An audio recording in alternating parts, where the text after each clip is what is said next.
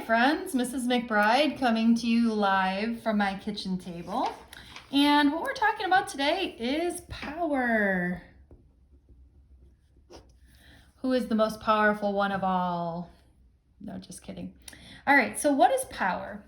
Power is the rate at which work is done. The rate at which work is done. Okay, and the symbol, do you remember from last year? Is capital P. And the units, I'm sure you're thinking to yourself, what are the units of power? Okay, or that watts are the units of power. Okay, a couple of things here. So first of all, 1 watt, for the record, is equal to 1 joule per second. And a couple other things you might want to conclude is 1 horsepower is equal to 746 watts, just FYI. Okay, now by saying power is the rate at which work is done, the word rate has to deal with time. Okay, so I'm sure when you're talking about calculus before, you've used the word rate, and rate just means take the derivative with respect to time. Okay, so I want to talk to you a little bit about what formulas we might have used last year for power, and now what new formulas do we have in our tool belt. Okay, so first of all, last year we might have said that power is the amount of work you do divided by time. Okay, the rate at which work is done, the work divided by time. So if you do more work in a smaller period of time, you are therefore more powerful. I just want to take a quick side note and talk about Grandma Dorothy. Now, Grandma Dorothy, that's my grandma, always used to say that when light bulbs blew out, and the reason why we're talking about light bulbs is because, you know, light bulbs have powers that's measured in watts. She would say that 100-watt light bulb, when the light went out, it was because it ran out of power. Okay, just as a reminder, although power is measured in watts, really what power is measuring is the amount of work or the number of joules you do per second. The reason why a light bulb goes out is because either the chemicals that are inside of it run out or the filament breaks. Okay, there's no power that's housed in there like a battery. If a battery runs out of power, that would make sense because a battery produces a certain amount of joules per second. Light bulbs do not produce power. Okay, so if power is equal to work over time, there are all sorts of things that are on the snowflake, or basically we could say it's anything on the snowflake divided by time, which is totally not a real, quote, real equation. Okay, but I would say that one of the most useful ones is the idea that the potential energy, or MGH, divided by time is equal to power. Okay. And we also have another one, that power is equal to force times velocity. And this idea that power is equal to force times velocity comes from the fact that work is equal to force parallel times x, or that distance over time is equal to velocity, or you get your force parallel times velocity. Okay, so now some new tools in our tool belt. We have that power is equal to the rate at which work is done. So if we take the derivative of work with respect to time, we get power. Okay. This also can be rewritten as an integral, which I think is pretty cool. So let's just over off to the side. I'll put something down there in a second. So if I multiply both sides by dt, we could get that P dt equals dw.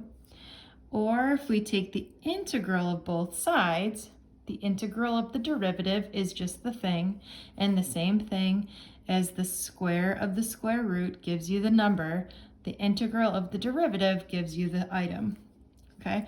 Or we could say that the work done is also equal to the integral of power dt, which I think is pretty cool because that's the second thing, excuse me, That's the second thing that work is equal to. As a reminder, remember we said before that work is also equal to the integral of f dx. So you see how they're taking derivatives over different things? Okay, so that would be a way that you would know, based on what's in your equation, which one to use. Okay, last thing is we know that power is equal to force times velocity. We could also say that power is equal to force dotted with velocity. Okay, so let's do a couple of example problems. Example problem number 1 says a mom picks up a 5-kilogram baby. So let's say it's like a 10-pound baby from the floor to her bed. So a mom picks up a 5-kilogram baby from the floor to her bed. The bed is at a height of 1.3 meters. And it takes her 20 seconds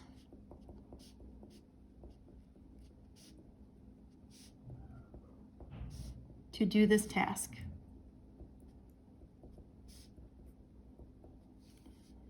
Task.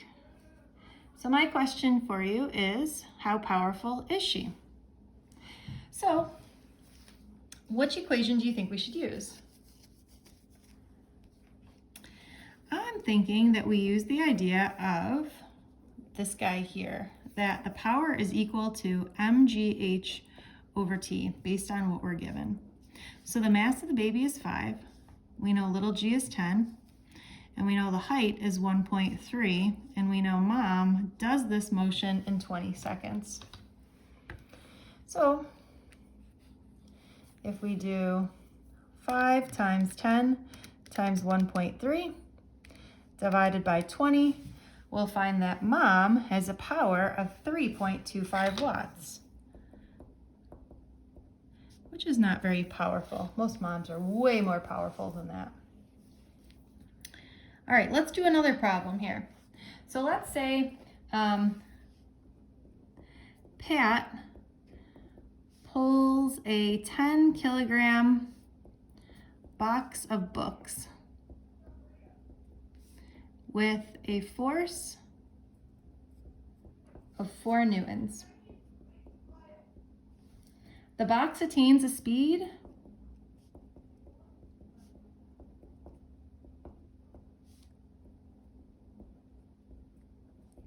of 3 meters per second.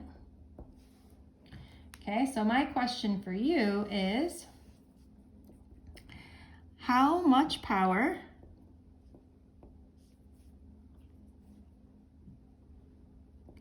is generated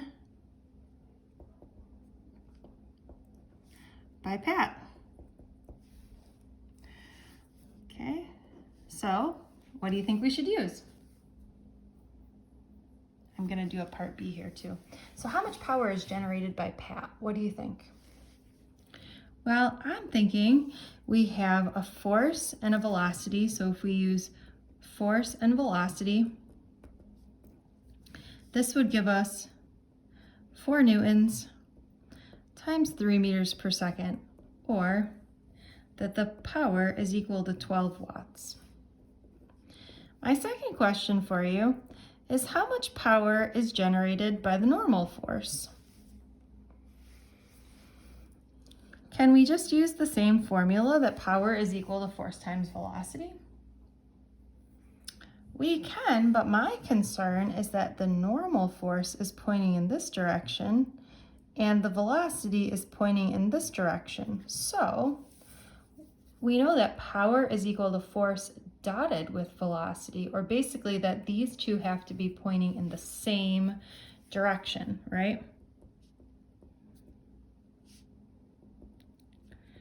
Or we could say parallel.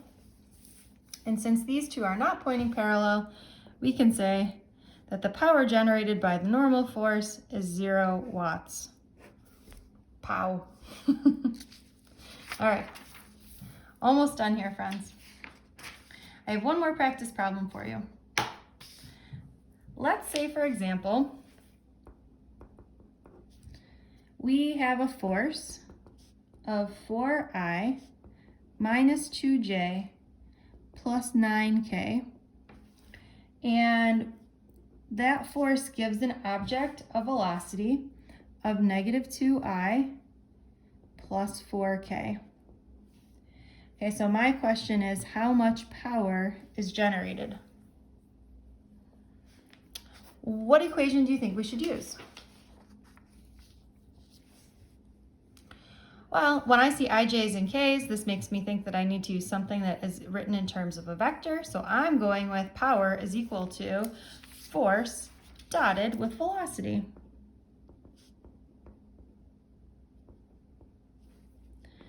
Or that I get 4I minus 2J plus 9K dotted with negative 2I plus 4K.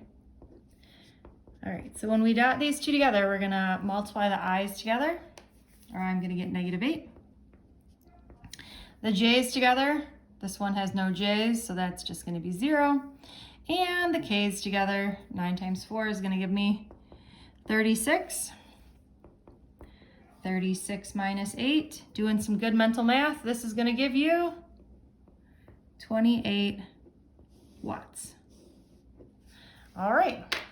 Hopefully you enjoyed a little bit about power. What you're going to do now is you are going to see how powerful you are by competing in 4 different Power Olympics events. Good luck, have fun.